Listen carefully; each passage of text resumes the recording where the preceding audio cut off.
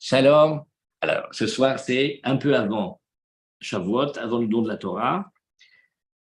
Et là, normalement, si on est au moment de Matan Torah, on est dans les 3 jours de Hagbala, on se prépare à recevoir la Torah. Quand on a reçu la Torah, pendant 3 jours, on se préparait.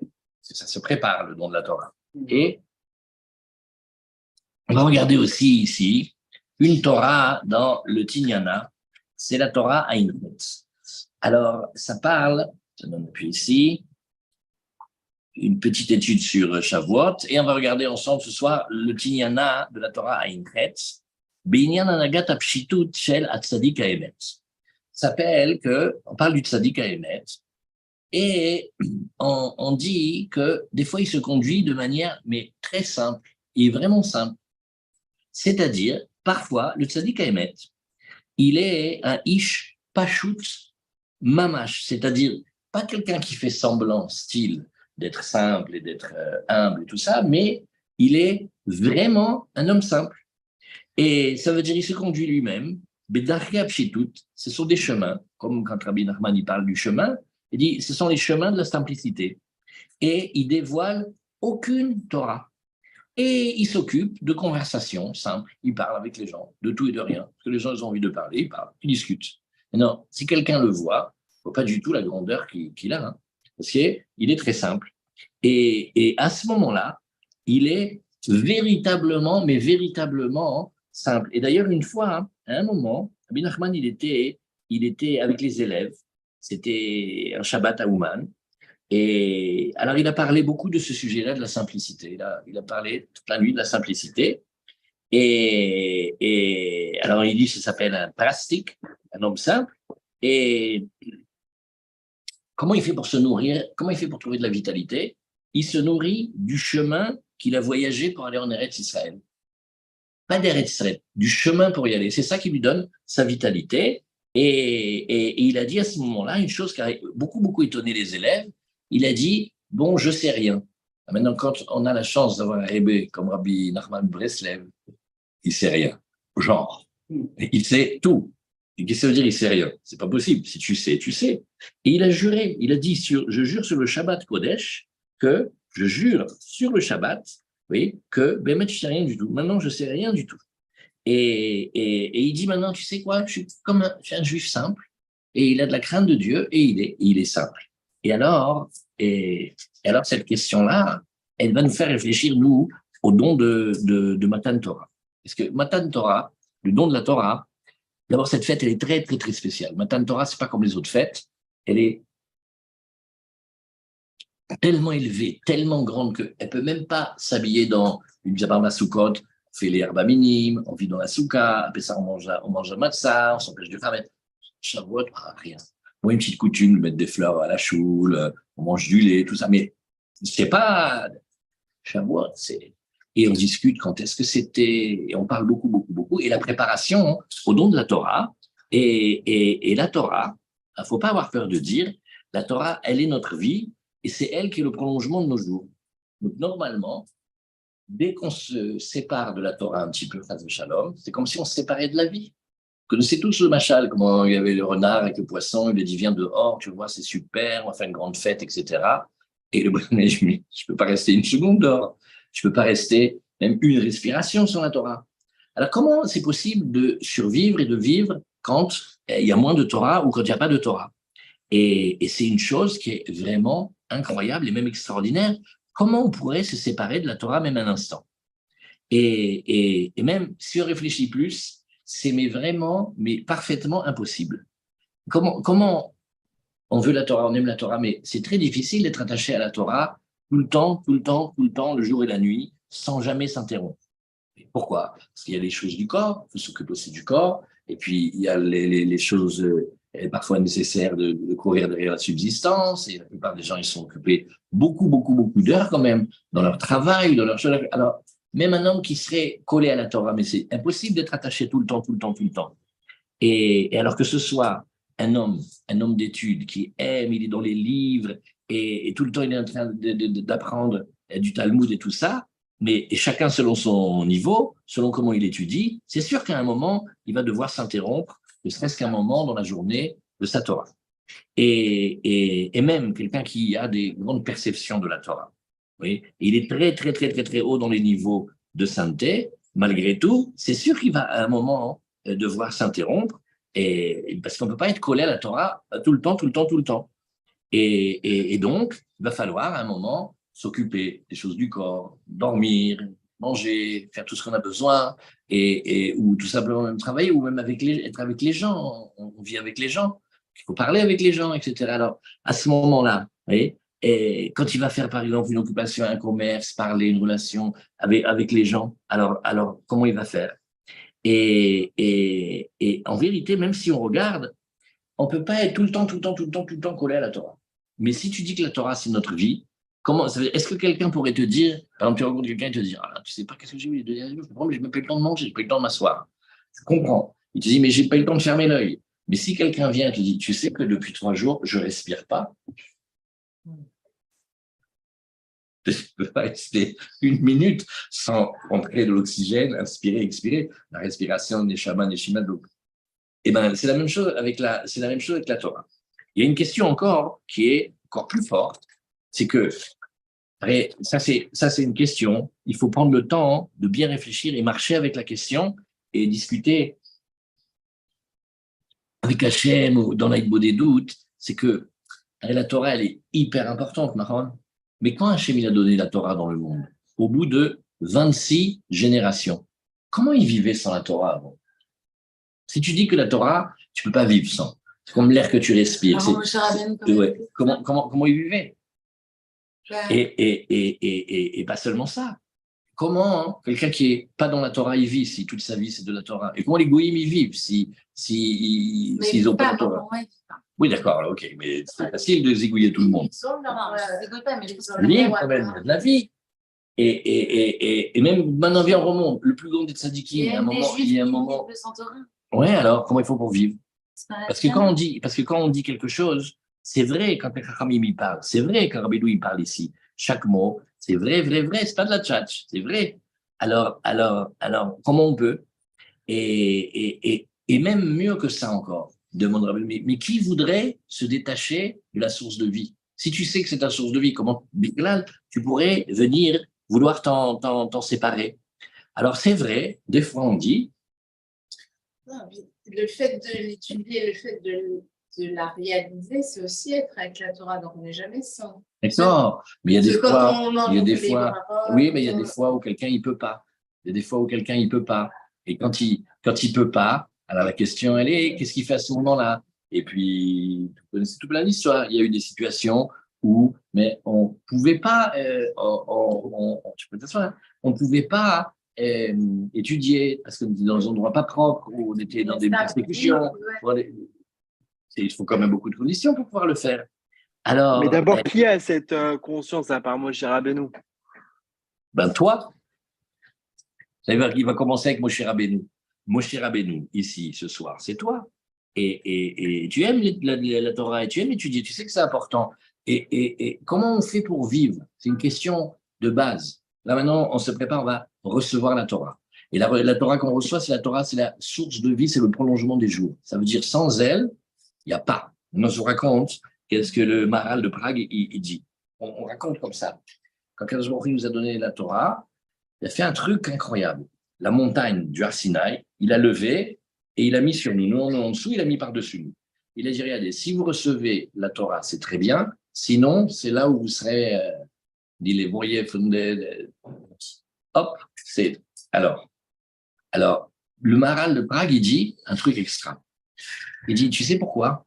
C'est pour montrer que la Torah, c'est pas un choix. C'est vital, c'est fondamental. On ne peut pas vivre sans la Torah. Et la Torah, pour nous, c'est notre source de vie, et c'est vrai. Il faut se répéter, se répéter, se répéter, et voir Bereshit bara Elokim. Pour le Réchit, qu'est-ce que c'est le Réchit? C'est pour les Bnei Israël. Et qu'est-ce que c'est le Réchit? C'est la Torah. Et le Zohar dit Akadosh Baruch Hu, et les Bnei Israël, et la Torah, ça fait un. C'est inséparable, inséparable. Dans la Torah, il y a les Bnei Israël, il y a Hachem. Dans Hachem, il y a la Torah et les Bnei Israël. Et dans les Bnei Israël, il y a Hachem et la Torah. Alors, comment on peut vivre sans? Et alors, alors, quel que soit le niveau, il y a des moments où on se détache. Nous, on va regarder ensemble ce soir un passage très, très spécial. Et je raconte une histoire que le Rav Wolbe, il nous disait, il nous a répété ça, mais plein de cette question-là. Comment on vit? Comment on vit et comment on tire notre vitalité? Et comment on tire notre vitalité? J'espère que je la trouve ici. Ben non, elle n'est pas là. Bon, on va la faire comme ça. Et il manque quand même. Hein. Alors, non, c'est une petite Gemara de Sota. Il manque une Gemara de Sota. Ah, si, je sais où. Tu peux me donner, tu vois, dans les Gemarotes comme ça qu'on a déjà étudiées, il y a Sota, donne-moi page Kaf Aleph, s'il te plaît. Tu cherches Masechet Sota et tu vas trouver la page Kaf Aleph. Et là-bas, on discute. On dit. Des fois, il peut arriver que quelqu'un, bien qu'il ait un décret terrible, il peut vivre des années en plus. Par quel mérite? Par le mérite de la Torah. Alors, la Gemara, elle dit, mais j'ai pas compris. Mais une femme, alors, elle n'a pas la mitzvah de la Torah, comment elle va vivre? Elle dit non, c'est par le mérite qu'elle participe à la Torah. Par exemple, elle attend son mari le soir quand il rentre de l'étude, elle a envie de dormir, et elle se bat contre le sommeil, elle se bat avec ses yeux pour dire non, je veux le voir, je veux le voir, je veux le voir. Ou elle s'occupe des petits-enfants. D'une manière ou d'une autre, elle a une part. Et on dit comme ça, la mitzvah, quand on fait une mitzvah, elle nous protège. Elle nous protège quand on fait la mitzvah. Mais l'étude de la Torah, c'est beaucoup plus fort parce que ça protège tout le temps. Ça protège tout le temps, tout le temps, tout le temps. Ah, tu m'as ouvert Bidiouk à la page. Waouh, Hazak. Merci. Et alors, dans la Torah, ça protège tout le temps. Et un Tosfot, il dit, ben non, on arrête aussi d'étudier des fois. Alors, comment la Torah peut le protéger? Allez, venez, on refait. On dit, la mitzvah, elle te protège pendant que tu fais la mitzvah. Par contre, tu fais kibbout d'avaim, tu vas porter, c'est pas moi à manger, à tes parents. Hazak. Ça, maintenant, ils ont mangé, ils ont fait birkat, ils sont digérés, tu es parti. La mitzvah, elle t'a protégé. Mais ça, maintenant, elle s'est arrêtée. On a un salaire, mais qu'est-ce qui protège? Ah non, mais l'étude de la Torah, ça protège tout le temps. Et alors, le Tosfot, il dit, mais je comprends pas. Comment tu peux dire que quelqu'un, il est protégé tout le temps? Oui. Et au moment où il arrête d'étudier la Torah aussi, il arrête d'étudier la Torah. Alors il dit que, regarde ce qu'il dit. Non, Stam un Talmid Chacham, un homme de Torah, Stam, il passe pas, il aime la Torah et il est tout le temps en train d'y penser. Et il fait pas 2 pas, il fait pas 4 pas sans penser aux paroles de la Torah. Ouh là là, ça c'est intéressant. Et donc, qu'est-ce qu'il nous a montré? Abu Levi, il nous a fait une fois un exercice extra. Il nous a dit, bon, essayez de penser à un truc. Alors, on était ensemble et il a dit, essayez de penser à quelque chose. Bon, évidemment, tous, on essayé de penser à ce qu'on a appris. 2 minutes, mais chacun, il est dans ses vacances à Arcachon. Mais alors, la pensée qui vagabonde, mais le voyage intersidéral. On était déçus. Il dit alors, et bien, au bout de quelques minutes, mais la pensée a vagabondé complètement. Alors, qu'est-ce qu'il voulait nous montrer? Il dit, si tu te forces, ça marche pas. Mais si tu aimes, tu y penses tout le temps. Comme quelqu'un qu'on aime. Parce que quand on a quelqu'un qu'on aime, quand j'ai fait ce cadeau, on y pense tout le temps. Mais même quand on dort, même quand on marche, mais tout le temps. C'est non-stop. Mais c'est pas parce qu'on se force. C'est parce qu'on aime. Et quand on aime, alors on y pense tout le temps. Et aussi, quand on est en train de s'en occuper, et aussi quand on n'est pas en train de s'en occuper. Rabbeinu parle après ça, il dit d'accord, mais où est la vitalité? Où est la vitalité qu'il y a des fois où tu es quand même, par exemple, si tu t'occupes des enfants, tu crois que tu t'occupes des enfants, chacun a son truc, qui te demande, il te sollicite, en plus si vous êtes des mamans, c'est non-stop. Et si tu fais le commerce, si tu travailles, au moment où tu travailles, où tu t'occupes bien, regarde, finalement, celui-là, il fait pas heureusement, ne mets pas le dos comme ça, tu vas te tendre le dos, remets-toi bien. Et si tu enseignes, tu regardes ce que chacun y comprend et tout. Donc, alors, où elle est la vitalité? Où elle est, comment le monde il a tenu pendant 26 générations sans qu'il y ait encore de Torah? Et c'est là où, dans cette Torah, Ben Nachman, il dit des secrets incroyables, incroyables. Il dit, regarde, il faut que tu saches une chose. Ça s'appelle une émouna. On ne vit que de la Torah. Mais c'est baro. Et c'est une émouna. Maintenant, on l'apprend, on le dit, on le répète, et on commence à y croire. Et petit à petit, chaque jour un peu plus, que hier on était que c'était qu'une croyance, petit à petit, après on le sait. Après on monte de niveau, on fait une autre croyance, une autre confiance, après on le sait. On ne peut pas vivre sur la Torah. La Torah, c'est Béhémet, c'est pour ça qu'Hachem il nous a créés. Et il y a la Torah des hommes, il y a la Torah des femmes, il y a la Torah des enfants, il y a la Torah des vieux, il y a la Torah des savants, il y a la Torah des ignorants, il y a la Torah des gens simples, il y a la Torah des gens archi développés. Mais on ne vit pas sans la... C'est impossible. Tout le but, et on est là pour ça. Alors maintenant, il faut refaire encore une fois la question. Comment on fait pour vivre alors? Comment on fait pour tenir? Comment on fait pour subsister? Parce que tant qu'on pense que la Torah, c'est un truc sympa, mais bon, ça veut dire un peu optionnel comme ça. Des fois quand on peut et tout. Non. La Torah, c'est vraiment... Hachem, il a créé les cieux et la terre. Et les cieux et la terre, Behi Baram, c'est au Dieu d'Abraham. Il a dit, voilà, les cieux et la terre, ils ont une raison d'exister si les enfants, ils prennent la Torah. Sinon, non. Et le Nasé Venishma, et Matan Torah, les anges, ils viennent nous mettre des couronnes, chacun en a 2 couronnes. Tout, c'est pour la Torah. Et nous, quand on s'attache à Rabbi Nachman, qu'Hachem nous protège avec son mérite et qui nous laisse s'approcher de lui encore et encore, toute notre vie et même encore après. Alors, qu'est-ce qu'il il nous enseigne une Torah. Et chaque enseignement, il dit que c'est une Torah. Et on marche avec, et on vit avec, et il veut qu'on se promène avec et qu'on soit dedans. Alors, comment on fait si c'est tellement vital? Vous voyez, il y a 2 choses l'une. Soit c'est pas très important, on peut se débrouiller sans. Soit on écoute ce qu'ils nous disent les maîtres, qui disent non. Et là, maintenant, chaque année, on va revivre bédiouk les mêmes lumières que le Matan Torah, quand ça va être le soir de la fête. Alors, d'après, on fait la veillée, tout ça. Mais le jour en lui-même, c'est le jour où on a reçu la Torah. Et tout le monde a reçu la Torah. Les hommes, les femmes et les enfants, et même les petits bébés, qui étaient dans le ventre de leur maman, ils ont vu des choses que même un très grand prophète s'appelait Yereskiel, il n'a pas vu. Yereskiel Ben Bouzi, il a vu des choses. Il a vu le char céleste, il a vu Maaseh Merkava, il a vu des trucs dingues. Eh ben, un petit bébé, dans le ventre de sa mère, il voyait tout. Comme si la muraille du ventre de sa maman, eh ben, tous les voiles étaient enlevés et il voyait tout. Il y a la Torah de tous. Et la Torah des gens simples. Et il y a la Torah d'Hachem aussi. Et il y a la Torah de l'homme.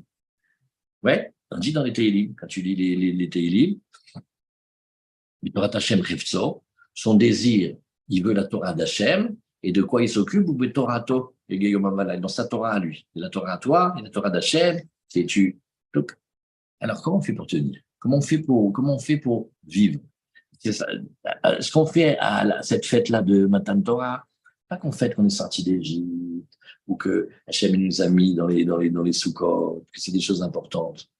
En fait, mieux que la création du monde, que Hachem, il nous a donné à nous la Torah. Et ça, c'est un truc qui est nous, on a ça. Il n'y a pas plus beau, il n'y a pas plus beau, il n'y a pas plus beau. Mais ça veut dire aussi que notre vie, elle doit être orientée. On doit vouloir la Torah. Chacun comment il fait, chacun comment il s'occupe, mais c'est un truc important. Par exemple, quand on pense à se marier, la Torah, c'est pas une option, c'est pas un truc.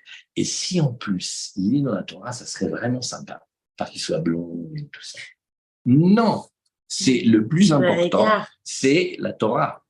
Il aime la Torah, qu'il veuille la Torah, que dans ta maison, il y a de la Torah, que chez tes enfants, il y a de la Torah, que aussi après, eux aussi, ils vont continuer, et à leurs enfants, à leurs petits-enfants, et après que tu te retrouves une arrière-grand-mère, plein de petits-enfants, que la Torah, ce soit important. La Torah, Hachem, Israël, les Bnei Israël, que ce soit important.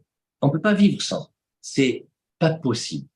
Maintenant, C'est-à-dire que la Torah, c'est à la fois le fondement, et en plus de ça, c'est un but à atteindre. Donc, il faut toujours Ken, Nahon, Bédiou, c'est le début. Et c'est la porte qui ouvre dans une grande maison. Cette maison, elle s'appelle, c'est le secret, la crainte d'Hachem, la Yirat Hachem, c'est pour ça que Rabbi Nachman, quand il dit qu'il est simple, qu'est-ce que ça veut dire qu'il est simple? Il n'est pas compliqué, il est comme le tam dans le conte. Il est très simple, il ne complique pas, et vous voyez que sa simplicité, elle va avec une simra. Incroyable. Lui, il est content. Et là, quand il est dans la scène avec sa femme, où elle lui sert du bouillon, Et du pain, il trouve qu'il y a tous les goûts. Il dit, oh là là, quel poisson. Mais c'est pas de la tchatch. Béhémet, dans le petit truc qu'elle va préparer, il trouve tous les goûts du monde. Parce que quand on n'est pas shoot, on trouve le goût vrai des choses. Et c'est très, très, très, très, très, très grand. Et en général, les gens simples, ils font attention. C'est des gens qui font attention. Ils mentent pas, ils trichent pas, ils sont droits. Ils font attention à pas mentir dans la vie. Ça, cette vie-là, elle est aussi, elle tire sa source de la Torah. Alors, donc, puisqu'on vient de démontrer maintenant que comme ça, c'est une contingence, c'est existentiel, c'est comme ça qu'on est créé. On va avoir des périodes où on est attaché à la Torah et des périodes où moins. Des périodes où on est très attaché à la Torah, on prie le matin, où on est avec un livre, où on est avec des élèves, avec des amis. Ah, ça, c'est des moments de Torah. Et avant et après, comment on fait pour venir et il y a une chose à savoir. Le monde, il a été créé avec le chesed d'Hachem, avec une bonté, gratuit, chinam. Chinam. Mais quand on dit gratuit, c'est chinam de chez chinam. Même pas avec les mitzvot, la véro, tout, chinam. Et Hachem, il a fait exprès de mettre 26 générations comme les lettres de son nom, que la gematria, c'est 26, exprès pour montrer que le monde y tient d'abord avec le chesed d'Hachem. Ça, c'est comme ça commence comme ça. Parce qu'avant qu'on accède à la Torah, d'abord, on vit avec un chesed, comme un petit bébé. Il a été conçu, il a été porté par sa maman, et il a été allaité, et nourri, et changé. Il ne sait même pas parler encore. Quand il est grand, on va lui apprendre Torah, Sibalanou, Moshe, Morachat, Kilat, Yaakov. Mais avant, de quoi il vit? Il vit d'un chesed. Et Hachem, il voulait montrer que le monde y tient avec un chesed. Pourquoi? Hachem, il a un trésor. C'est un trésor secret. Il s'appelle Otsar Matanat Chinam.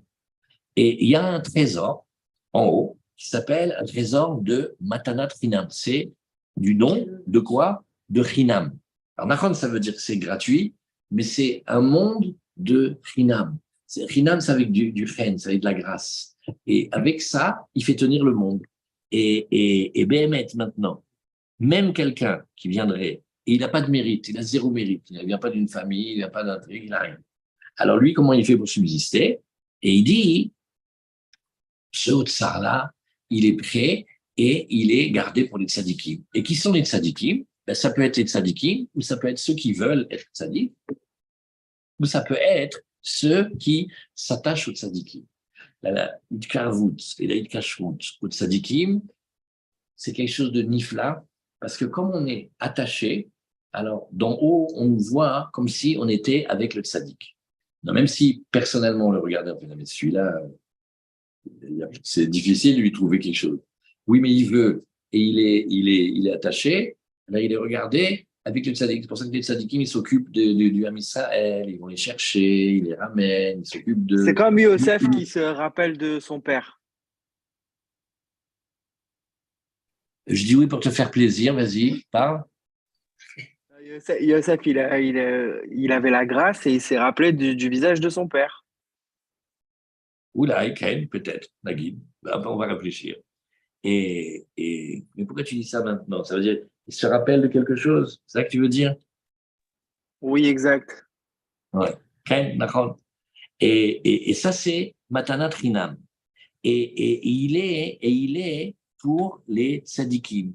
Et ce Otsar-là, il sert à qui? Si tu me dis, mais il sert aux tzadikim, alors les tzadikim, ils ont plein de mérites, il dit non.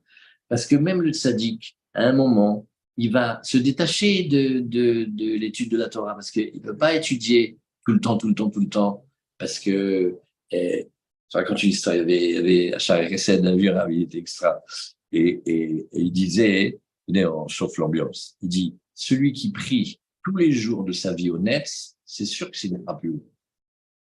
Il dit pourquoi? Jamais sa femme, elle a besoin de lui un soir de parler toute une nuit, qu'il la console. Jamais il a un gosse qui part en vrille, il a besoin de lui parler. Jamais il a des élèves, jamais des trucs. C'est quoi un sadique? Il prie presque tous les jours, mais de temps en temps. Eh ben, c'est quoi? Ça passe avant tout. Il dit quoi? Il n'a pas une femme, il n'a pas des enfants, il n'a pas des élèves, il n'a pas un ami qui arrive et il fait écoute, bonjour, ce soir je me suicide. Il fait écoute, j'ai 10 minutes parce que j'ai l'habitude de me coucher très tôt, parce que je dois me lever, parce que tu comprends, j'ai Ramsot, j'ai ceci et cela. Je te conseille le gaz, hein, ça va plus vite. Non, il faut rester avec lui et il faut lui tout. Mais non, mais non, ne fais pas ça, c'est une grande erreur, c'est une grande bêtise. Mais non, mais regarde, jusqu'à ce que il dit bon, tu sais quoi, on va essayer de tenir encore une semaine. C'est pourquoi?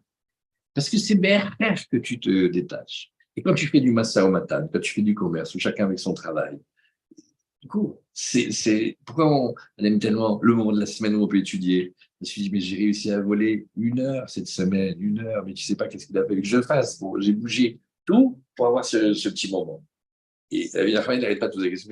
Et quand il n'y a pas ce moment, comment tu fais pour vivre et survivre? Alors, il y a un trésor de Matanat Finam et il ne dépend pas ni des mérites, ni de ce que tu as fait, ni de ce que tu n'as pas fait. C'est une autre manière de voir. C'est Akadosh Baruch Hu, avec les Bnei Israël et avec la Torah. Et c'est la Torah qui fait vivre, parce que la Torah, c'est elle, ce Otsar de Matanat Finam. Et ça s'appelle avant Matan Torah. Là, maintenant, on est avant Matan Torah. Ça veut dire, en vérité, si on allait loin, on fait, mais comment on fait pour vivre, puisque Shavuot, c'est que jeudi soir. Comment on fait maintenant pour survivre jusqu'à jeudi soir? On n'a pas l'habitude de réfléchir comme ça. Mais si BMT, c'est fondamental et il faut qu'on reçoive la dose d'oxygène pour respirer, ça n'existe pas quelqu'un qui n'a plus de poumon et fait, bon, tu vas tenir encore 24 heures le temps qu'on amène les bouteilles d'oxygène. Allez, tiens bon. Il ne va pas respirer, va tenir un tout petit peu, c'est pas possible. Pour le poisson dehors de l'eau, alors. Il dit, on est dans le Otsar de Matanat Rinam. Et ça, nous, on doit le faire. Et ça, nous, on doit le faire. Et les 26 générations, ils ont tenu avec 3 mots. Qui, Leolam Hazo. Le chesed d'Hachem, la bonté d'Hachem, elle est dans le monde caché et elle est éternelle et elle est là pour. Et c'est en vis-à-vis des 26 générations. Et là, à cette époque-là, il n'y avait pas encore de Torah. Et qu'est-ce qu'ils s'occupaient? En vérité, pendant ces générations, ils sont occupés de construire le monde. Un petit peu comme nos anciens qui sont venus en Israël. Mais il fallait faire des routes, il fallait faire des campements, il fallait faire des baraquements. Quand il y a le temps d'ouvrir un livre ou de faire une prière, c'était dur. Ils ont cassé la caillasse. Les vieux d'élates, les vieux sont extra. Les vieux d'élates, ils sont arrivés. Vous voyez comment il fait chaud Eilat? Maintenant, c'est eux qui ont construit Eilat. Comment tu fais pour construire dans ce désert quand il fait tellement chaud? Alors, ils vivaient dans des baraques en tôle. C'était inhumain la chaleur. L'eau, il fallait la tirer, ils construisaient la vie. Donc, qu'est-ce qu'ils disent les vieux? Il fait Baruch Hashem, yesh lanu zichronot, me'ot tovot, afilu hayelanu pilpel shahor bichinam. Il y avait même tout ce qu'on mangeait, on avait le poivre gratuit. Le vent du désert, il amenait des micro-particules noires. Même s'ils avaient une tomate à manger, dessus, il y avait de la poussière. Comment tu fais? Maintenant, ceux-là, on leur dit, vous avez étudié combien d'heures par jour à ce moment-là? Combien vous avez fait 2 fois les prières? D'où les pauvres chéris, qu'est-ce qu'ils ont fait? Et ils ont construit, jusqu'à ce qu'après, ça devienne habitable, et que, bon, Hachem, maintenant, veux-tu, voilà, tu as tout ce que tu veux, et des choux, des endroits d'études, et même des trucs cachers et tout. Ça a pris du temps. Mais pourquoi ça a pris du temps? Pourquoi ça a pris du temps? Parce que le monde, il se construisait. Et pendant que le monde, il se construisait, en même temps, on te dit, attention, avec la Torah. La Torah. Alors, qu'est-ce qui fait qu'on tient et qu'on survit? C'est ce monde de Chesed-là. Et Hachem, il a fait exprès que le monde de Chesed, il précède le monde de la Torah. Ça veut dire la vie, ça commence à faire du bien. Et quand on commence à faire du bien, là, on va voir que là, on reçoit la Torah. Mais au début, c'est que la Torah et le monde. Et qu'est-ce que c'est ce Chesed Rinam? C'est les 10 paroles avec lesquelles Hachem a créé le monde. Le monde, il est créé et il est en attente. On attend. Comme Hachem, il attend que quelqu'un il vienne, il se rapproche de la Torah, des tzadikim, et Béhémet, mieux que ça maintenant encore. Il y avait en vérité comme une Torah cachée. Maintenant, cette Torah cachée, elle est que la Torah, elle est une source de vitalité. Des fois, on la voit et des fois, on ne la voit pas. Des fois, on voit si quelqu'un c'est bien occupé, il a bien étudié la Torah d'une belle manière. Alors, il rayonne, il brille. On voit les petits-enfants qui sont purs avec la Torah, ou une femme qui est tout entière dans la tefila et d'en faire du bien, on le voit. Et des fois, on ne le voit pas. Maintenant, quand on ne le voit pas, ça ne veut pas dire qu'il n'y a pas. Il y a une forme de Torah qui est une forme de Torah cachée et elle se cache dans chaque chose. Partout, il y en a. Elle est dure à voir. Et bien, cette énergie-là qu'il y avait de la Torah, elle se traduisait, par exemple, ils faisaient leur travail avec une grande émouna. Il y a il dit qu'il est devenu un ange tellement il était grand. Ben lui, il faisait des chaussures. Toute la journée, il faisait des chaussures. Mais il mettait, quand il faisait des chaussures, des intentions secrètes. Il dit, j'espère que la personne qui va poster ces chaussures-là, d'abord, elle va pas tordre le pied. Elle va marcher des chemins droits. Et elle va rencontrer des gens bien. Et elle va faire des belles choses. C'est-à-dire, dans la chaussure, c'est un char céleste, plein de misotes, mais toutes cachées. Pareil, quand les tzadikim, ils sont simples, ils parlent. Mais si vous avez remarqué, on voit quand quelqu'un parle simplement pour nous arnaquer, pour nous amadouer, ou quand il parle vraiment. C'est-à-dire que il y a des gens, tu vois, bon, il a compris que tu aimes parler d'Europe, alors parle avec toi d'Europe. En réalité, tu vois dans sa tête qu'il n'aime pas faire les magasins. Ça t'énerve. Tu fais, donc elle m'a pris pour... Mais imagine que tu vois une grande sadéquette, elle fait BMS, à 40 shekels. Il en reste. Tu crois qu'il reste ma taille? Voilà. Et BMS, c'est intéressant. Et quand tu vois, elle te repâte. Donc, elle n'est pas en train de me battre. Donc, c'est quelqu'un d'exceptionnel, mais il sait être simple, mais de chez simple, comme le tam.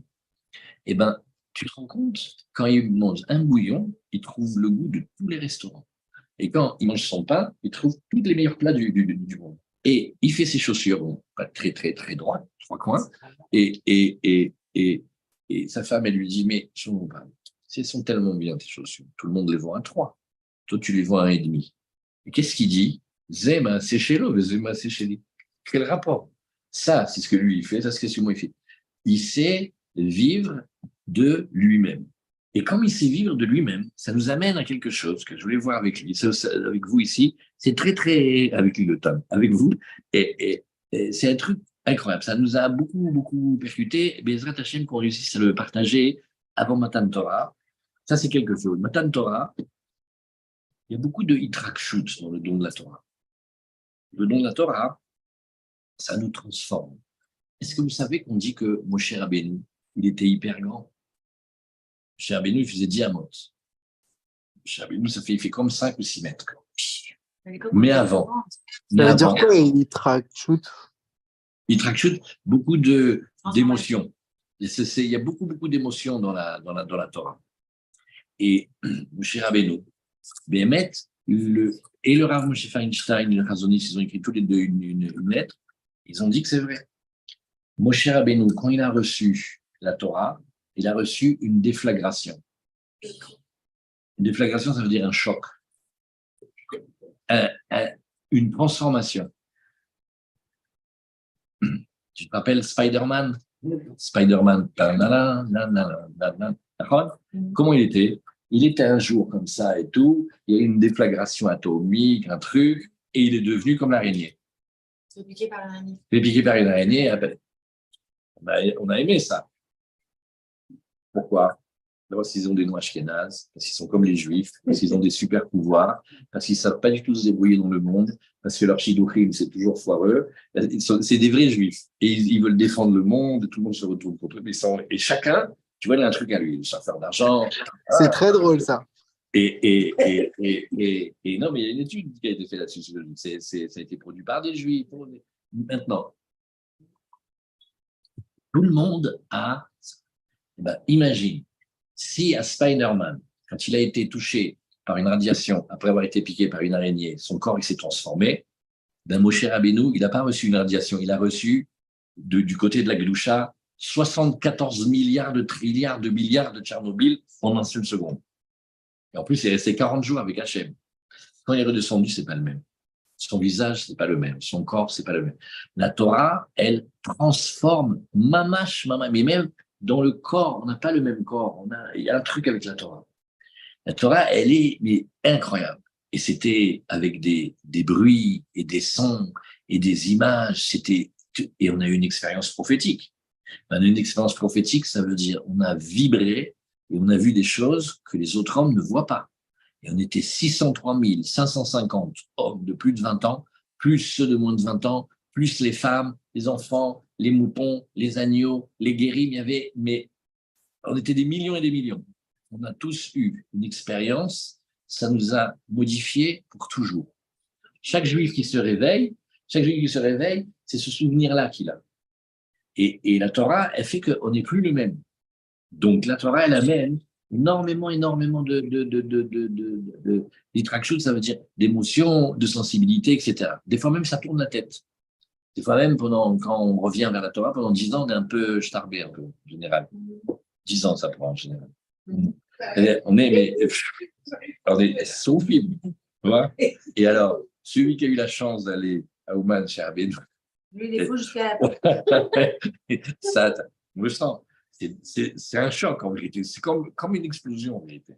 Et plus ou moins chacun son truc, mais tout le monde est touché. Maintenant, il y a une préparation à la Torah sur les émotions. Et ça, c'est rapporté. Ceux qui veulent regarder, c'est. Oui, tu as une question? Attends, une question, c'est super. Non, je voulais juste savoir, il y a plein aussi de noms de traits de bonne midot, alors on voit la Torah, c'est non, les bonnes midot et la Torah, c'est pas ça. Qu'il y a des gens bien partout, bien sûr, mais là, on parle que la Torah, c'est la lumière d'Hachem directe qui rentre à l'intérieur de nous par les commandements de la Torah. Ça parle beaucoup plus haut que le bon caractère et de bien se conduire. Il y a des tzadikim partout, mais là,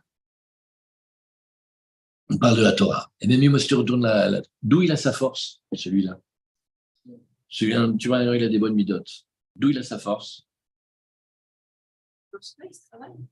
Non, sa force, ça vient de la Torah. Il n'y a rien qui existe, ouais, ça vient de la Torah. Mais chez lui, les lumières, elles arrivent d'une manière particulière. Mais la Torah, c'est elle qui fait vivre tout. Il n'y a rien qui existe si ce n'est pas que la Torah, elle fait vivre. Des fois de manière directe, des fois de manière indirecte. Maintenant, comment? Alors, comment on vivait sans avant? Parce que un recette un recette. Hein? Non, bien sûr, très bonne question.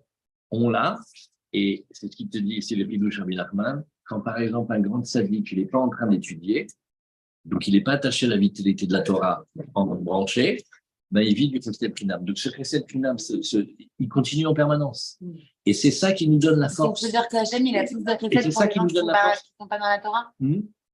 Que? Ça veut dire qu'Hachem, il met tout son Chesed dans les gens qui ne sont pas dans la Torah? Ça veut dire que ce Chesed-là, il apparaît le plus quand on est détaché de la Torah. C'est quoi détaché de la Torah? Soit les grands tzadikim qui s'occupent de parler de Sichot Choulim. Par exemple, Abraham, il a reçu les anges, mais c'est des bédouins. Il leur dit, vous avez mal aux pieds, j'ai du tricot stérile, vous voulez pas que je vous fais je vais faire comme ça, une bassine, avec de l'eau tiède, un peu de sel, je vous mets des trucs, parce qu'il faut que le pied dégonfle, et toi, tu as mal à la cheville, attends. Ça veut dire, plus on est dans la Torah, moins il y a de chesed. Il est en train de s'occuper de bédouins qui ont marché des kilomètres et des kilomètres. Comment il fait? Alors, quand on se détache comme ça, et qu'on descend du niveau de la Torah, même de beaucoup de Torah, un petit peu moins de Torah, c'est le Chesed Rinam, c'est ça qui vient. Ça, il faut le savoir avant matin de Torah, parce que c'est ça qui nous fait vivre. Ce qui est en plus dans la Torah, on va dire, en plus du caractère et tout ça, c'est de faire rentrer Hachem partout. Okay. Mais le caractère, ça s'appelle les zones les plus basses de l'âme. Le caractère, la psychologie, etc., c'est comme si tu dirais prise unique par rapport à la haute couture. C'est pas tout le reste. C'est quoi tout le reste? C'est pas tout le reste. Pas? C'est pas tout le reste qu'on a. Parce que quand on voit des gens, on voit surtout leur visage. Non, mais parce que tu ne vois pas encore, mais tu ne peux pas comparer.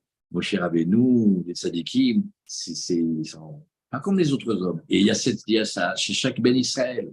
Tu vas pas nous faire maintenant discuter 3 heures sur la différence entre les Ben Israël et les Goïs, parce que c'est ça le Har Sinaï. Quand il y a eu le Har Sinaï, il y a eu cette coupure-là. Il y a la différence de ceux qui acceptent la Torah ou pas, et c'est vu ici. Mais c'est pas ça que je veux parler ce soir. C'est un truc, c'est intéressant, mais je veux parler Rav, ouais. il y a un chesed Rinam, donc est-ce qu'on peut dire que c'est un chesed qui est un peu, entre guillemets, je m'exprime mal, mais bas de gamme, et il y a un autre chesed qui est un Non, peu c'est le plus haut de gamme, celui-là. Celui-là, Eh c'est ben, le plus haut de gamme. ah, Celui-là, le c'est le chesed plus haut de Rinam. gamme.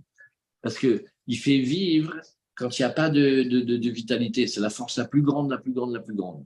Et la Torah, elle est nourrie de ce Chesed Rinam, parce que c'est une Torah qui est une Torah très, très forte et elle est très cachée. Ça prend du temps à entendre. Maintenant, regardez ce soir. Il y a une Torah de Rabbi Nachman qui parle de l'émotion et qui parle des choses qu'on ressent. Et pourquoi on parle de ça ce soir? Parce que au moment de Matan Torah, il y a un côté qui s'appelle Echechi, qui est obligatoire, incontournable. On ne peut pas vivre sans. Ça s'appelle la nécessité de la Torah dans notre vie. Et la Torah, la vie dans la tête, la vie dans le cœur, la vie dans le regesh, la vie dans les midot, la vie dans tout notre être, jusqu'à ce que ça descende, que la Emouna descende dans nos mains, comme l'a dit Rabbeinu et tout ça. Maintenant, dans le sentiment, et dans les sens, et dans l'émotion, dans l'émotionnel, on voit qu'il prend une grande place dans notre vie. Et Rabbi Nachman, il dévoile un secret incroyable, incroyable, incroyable. Il dit, c'est un tout petit passage, mais nous, ce soir, on va le faire longtemps, en l'honneur de Matan Torah. Il dit, voilà, tu sais, que tu saches, il y a 2 types de craintes. Alors, il y a une crainte qui vient à l'homme d'en haut, vient quand elle veut, et il y a une crainte que l'homme, il va développer de lui-même. Ça parle la plus grande des midotes, ça s'appelle la Yirat Hashem, la crainte de Dieu. Le juif simple, il a ça. Les juifs simples, ils ont. Les juifs simples, ceux dont on parle là, ils n'aiment pas mentir, ils n'aiment pas tromper, ils n'aiment pas tricher, ils sont droits, ce qu'ils font, ils le font bien. Ce qu'ils ne savent pas beaucoup, ils essayent de faire. Ils ont l'amour de la Torah, ils ont l'amour des tzadikim, ils ont une grande, grande confiance en Dieu. Ils ont beaucoup, beaucoup, beaucoup, beaucoup de émouna. Maintenant, ils ont quelque chose que des fois, les juifs plus élaborés, c'est dur pour eux. Et les gens simples, ils ne ratent pas la prière. Et ce qu'ils font, ils le font bien, ils ne mentent pas, ils sont droits. Ça s'appelle les Yehudim Ksherim. Si quelqu'un se trouve au moment du décès d'un Yehudi Kasher, comme ça, il doit déchirer ses vêtements. C'est comme s'il y avait devant lui un Sefer Torah. Et c'est étonnant parce qu'on dit, mais pas tellement beaucoup de Torah, pas beaucoup tellement étudié, ni fait comme ça, mais ça s'appelle le juif simple. Maintenant, une de ses forces, regardez ce que c'est que, voilà, il dit ici, tout ce qu'Hachem il a créé, c'est ceux qui veulent regarder sur la Torah 102. Il dit tout ce qu'Hachem il a créé pour son honneur. C'est quoi son honneur? C'est dévoiler sa royauté dans le monde. Quand il nous donne la Torah, il dévoile sa royauté dans le monde. Et jusqu'à ce que même les plus éloignés, même les nations, ils reconnaissent qu'il y a un truc spécial avec Dieu et les Juifs, une relation spéciale. Et Hachem, il veut déverser dans le monde plein de bienfaits, donner plein de brachot. Et pour que les brachot descendent, alors il y a notre tfila, on va prier. Maintenant, des fois, il y a une prière, elle arrive à faire descendre les bontés, et une autre, elle n'y arrive pas. Il dit de quoi ça dépend? Ça dépend de la crainte qu'on a du ciel.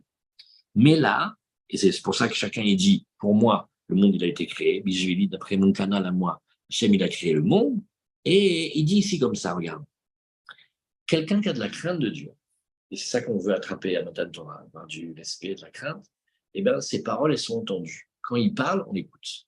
Et dans les hommes, et avec Hachem en haut. Et il dit, mais de quelle crainte on parle? Alors, il y a 2. Et ça, c'est du nouveau, ça vient de sortir, c'est canon. Qu'est-ce que tu connais comme 2 types de crainte, toi? Tu as appris au séminaire. Irata Onesh, Irata Romemut. Et Iratra, on ne parle pas de ça. Il dit, il y a une crainte qui vient à l'homme de temps en temps, quand elle veut. Sur cette crainte-là, il n'y a pas de salaire. L'homme, il n'a pas un salaire là-dessus. Parce que ça ne dépend pas de lui, ça ne provient pas de son travail. Et il y a une deuxième crainte que l'homme, il développe de lui-même. Et cette crainte-là, elle s'appelle le tzaddik qui décide et il peut abolir les décrets divins et il peut même, lui, faire des décrets. Et Hachem, il dit oui. Eh bien, qu'est-ce que c'est ça? Ce soir, c'est ça qu'on fait. Mais, venez, les tzaddikim, ils sont Rabbi Nachman qui nous éclairent dans ces choses-là. Il y a quelque chose que je vais développer de moi-même. Je vais décider, à partir de maintenant, je veux aimer Hachem. Je veux craindre Hachem. La première phrase qui va nous venir, ou que les gens vont dire autour de nous, ah, mais c'est l'amour, ça se compte pas. Hein. L'amour, c'est un truc, tu vois, ça t'arrive comme ça. Bon. Pareil, la crainte, des fois j'ai peur. Mais donc, tu ne contrôles pas. Alors, déjà, sache que tout ce que tu vas faire comme pratique, parce que ça te vient des peurs ou des angoisses, que tu ne sais pas d'où elles viennent, n'espère pas avoir là-dessus un salaire, ça ne dépend pas de toi, c'est comme des humeurs, des trucs qui te viennent comme ça. Là où tu vas avoir un salaire, là où tu gagnes, c'est quand toi, tu vas décider. Et ça veut dire que et la crainte et l'amour, c'est ça que tu vois, la Hachem, il te dit, et tu vas aimer ton Dieu. Tout le monde pose la question, mais comment on peut me demander d'aimer ou pas aimer? Dire, oh, c'est quelque chose que ça vient comme ça. Tout le monde attend le coup de foudre et tout ça. En fait, on est en attente. On attend que ça vienne. Mais c'est fatigant. Hein. C'est d'abord, on ne sait pas quand ça vient. Ça peut repartir aussi sec. Et puis, qu'est-ce qu'on fait quand il n'y a pas? On attend que ça passe. Allez, si Rabbi Nachman fait, non, moi je t'apprends comment tu fais. Toi, tu décides. Toi, tu décides qu'à partir de maintenant, comme on voit Rabbi Nathan, comme il fait des filotes, il demande à Hachem, il fait, alors donne-moi la crainte, mais la super crainte, la vraie, la très élevée. Donne-moi l'amour. Qu'est-ce qu'il n'a pas demandé? Vous n'avez pas vu comment il fait Rabbi Nathan dans les filotes? Il commence, il fait, mais alors je suis dans un niveau, je suis au bout de ma vie, il ne reste plus rien, il est béliouche totali, et il est de désespoir total. Et quand tu le vois qu'il avance dans la tfila, à la fin de la tfila, il te dit, bon, tu peux me donner l'esprit de prophétie, tu peux me donner de guérir, tu peux me donner de ressusciter les morts. Bon, il y a 2 minutes, il était tout en bas. Parce qu'en parlant avec Hachem, il n'a pas peur de demander, mais il veut que ce soit lui. C'est son travail. Qu'est-ce que ça nous amène? Ça nous amène que il y a beaucoup, beaucoup d'itrakshut, il y a beaucoup d'émotions dans la Torah. Mais avec des émotions, la préparation à la Torah, c'est comme ça.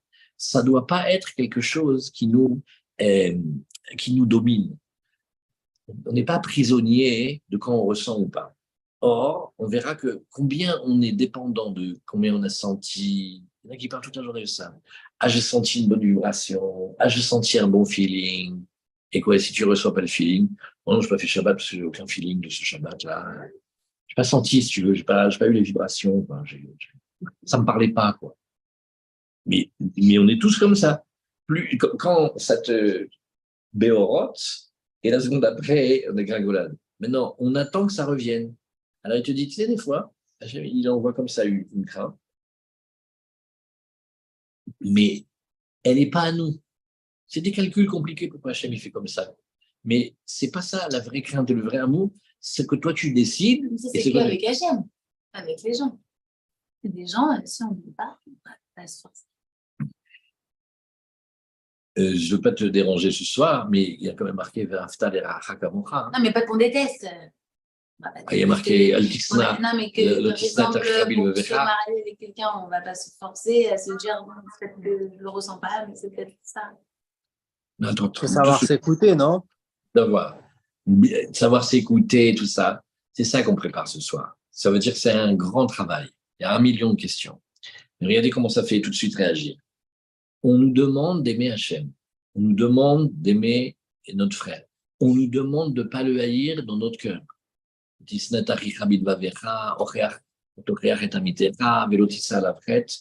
quand même des psukim, c'est de la Torah. C'est de la Torah. Pas seulement qu'on fait attention, quel cache-route on mange. C'est marqué dans la Torah, ça c'est un vrai commandement. C'est Mitzvah d'Oraïta, c'est compté. Donc il faut aimer Hachem. Ouais, en ce moment, je ne suis pas tellement ressenti. Mieux encore, le fin du fin. On va à Ouman. Je ne sais pas, cette fois-ci, je n'ai pas ressenti. Je pourrais m'en casser. Horrible.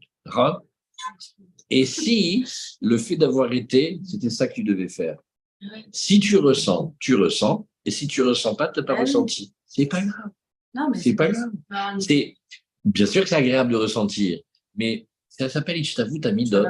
C'est une manière de savoir servir Hachem que je ne suis pas prisonnier de ce que je ressens. Et je ne suis pas comme une espèce de, comme une dictature que si je ressens, ça va. Et si je ne ressens pas, ça ne va pas. Ça, c'est une préparation à la Torah. Parce que la plupart de la Torah, elle travaille sans qu'on se rende compte. Les progrès qu'on fait, les transformations qu'on fait, on ne le voit pas. Des fois, c'est même les gens qui te disent, ça ne t'ont pas vu depuis le temps, ils font, ah, mais t'as l'air super et tout. Je raconte mes journées, ça y arrivé. Mais quelqu'un qui ne t'a pas vu, tes enfants ne t'ont pas vu, ah, t'as l'air bien, tu rayonnes depuis que tu es en Israël. Ça veut dire on est condamné à ressentir que ce que la Torah nous demande de ressentir, en fait. Non, pas seulement tu prends un pli fasciste. Non, c'est pas que tu ressens de tout. C'est que, bien sûr que c'est important de ressentir. Et un homme qui a qu'une tête et pas un cœur, et c'est pas un homme. Bien sûr qu'il faut ressentir. Mais on parle d'un point particulier. De ne pas faire tout dépendre de ce que tu ressens. Avoir la crainte d'Hachem, c'est un jour tu te lèves et tu décides. Tu dis, à partir de maintenant, je vais faire attention. Je ne vois pas pourquoi je vais me permettre plein de trucs. Il y a un test. Il y a un test et tu peux très, très bien l'entendre. Nous, on est né du bon côté, on a des mamans juives. On se permet ce qu'on veut. Si maintenant on devait passer l'examen qu'ils font à ceux qui veulent faire la guéroute, mais pourquoi ça coule douce? Ça, c'est bon, je suis juif. Mais imagine que tu devrais faire comme les pompiers. Quand ils ont passé le test, ils couraient 10 km en 50 minutes. Maintenant, ils font 100 kilos, et même pour monter des escaliers, c'est la vieille qui va le sauver, c'est pas lui qui va sauver la vieille. Il y a un truc, on profite quand même. Imagine un jour, je fais, bah non, moi maintenant, je veux être, vraiment, je veux faire attention. C'est toi qui décides, tous les petits efforts que tu fais, ils sont difficiles, tu as un grand salaire. En même temps, Hachem, il te donne gratuit, mais complètement, mais en même temps, il te demande de faire. Mais pas que tu attends que ça vienne, parce qu'il n'y a pas pire que attendre dans l'émotion, que tu veux attendre l'émotion, etc. La Torah, elle est échérite. On ne peut pas vivre sans la Torah. Et celui qui a la chance d'avoir vu les vieux, à ce Rosh Hashanah-là, ou quand on a été, qu'on a vu, ils avancent. Maintenant, tu les vois, ils n'ont pas l'air tellement excités, mais ils avancent et ils font. Le Rebbe, il a dit de venir, le Rebbe, il a dit d'amener les enfants avant 7 ans, d'amener les enfants avant 7 ans. Eh ben, ils ont comme une force et une beauté que tu vois que ce pas des gens qui ont une addiction au ressenti. Ils sont libres.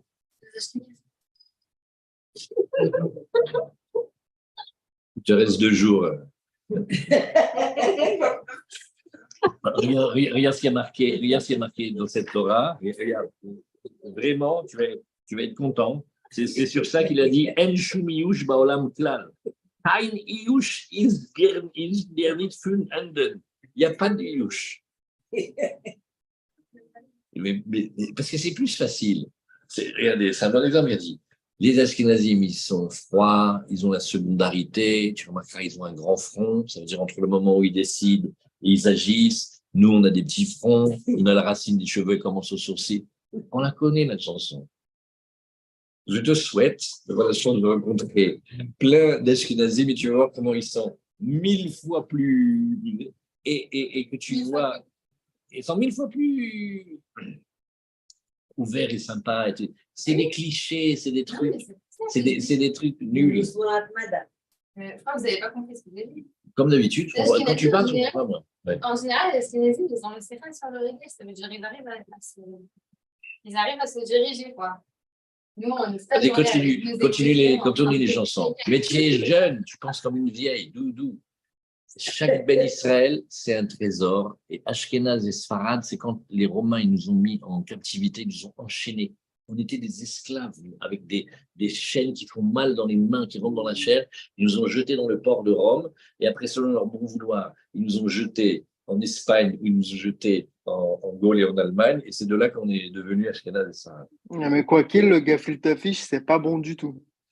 Je vais te présenter, tu continues, je vais te présenter Sarah, les 2 relous. Là. Vous allez bien ensemble, tiens. Ah ben, la vérité, tiens, deux relous, là, vous allez vous adorer. Alors là, et arrêtez, on est avant Matan Torah. Matan Torah, c'était des Juifs de Israël. Il y avait 12 tribus et on était ensemble, Ish Echad, Belev Echad. Il dit c'est pas Sfaradim qui pose ça. Non, mais moi, ma question, elle n'était pas là. Moi, je Non, toi, tu as posé une vraie question. Toi, ta question, elle est bien. Elle n'était pas, Non. elle était pas Ça veut comme dire, la ça question. veut dire, ça veut dire, non, c'est pas vrai, au contraire, non, t'as bien, au contraire, en fait, Pas par rapport à comme tout. d'habitude, ça veut dire- t'as bien senti. Ça veut pas dire qu'on tue le sentiment, Chas Shalom, et qu'on fait comme si on était un robot. Ça veut dire que quand on est en train d'essayer de s'irabir Hachem, et on voit qu'on a des grandes réussites, et émotionnellement, on est béhaï, alors on a envie d'avancer, et quand on l'a pas, on a envie d'arrêter. C'est sur ça qu'on parle. La préparation Matan Torah, c'est comme si on décidait que, mais on aime Hachem, on veut la Torah, et on va avancer petit pas par petit pas. Voilà comment elle nous fait Yael. Un petit pitoul, un petit mouvement, un petit truc. Tu crois que tous les jours tu vas réussir. Il y a plus de fois où tu rates que tu réussis. Mais tu continues, encore un pas, encore un pas, encore un pas. Quand tu réussis, c'est un cadeau d'Hachem, c'est super. On n'a pas dit le contraire, amen, qu'on est tout dans ça. Mais pas qu'on soit que dépendant de ça.